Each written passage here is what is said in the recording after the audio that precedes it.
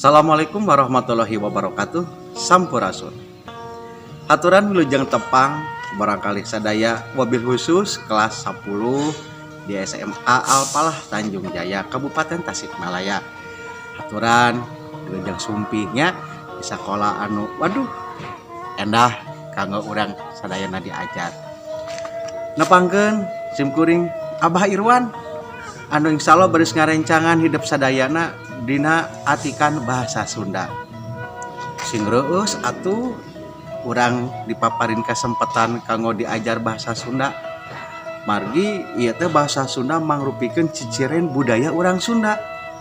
Teu cek apu anggoan wungkul urang teh nyunda kanggo ikat Sunda, tapi bahasa ogen janten ciciren urang teh urang Sunda. Pan bangsa anu gede teh bangsa anu ngamumule kana budayana. Wah, luar biasa. Pami urang Sunda tiasa bahasa Sunda ulah dugikeun ka bahasa Sunda teh ilang tanpa karana.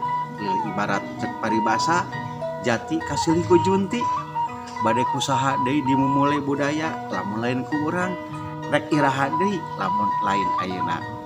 Insyaallah dinatikan bahasa Sunda urang diajar ngeunaan paguneman, ngeunaan biantara Sunda, dongeng Sunda, carita pondok, biografi, wawancara, carita wayang, jeung lain sajabana.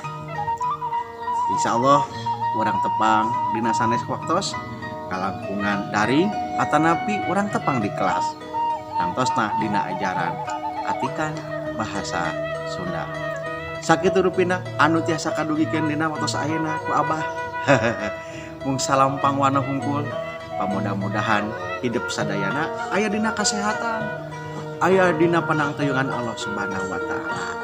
Urang sasarengan nanjeurkeun budaya urang, budaya Sunda. Hatur nuhun. Wallahu muwaffiq ila aqwamit thoriq.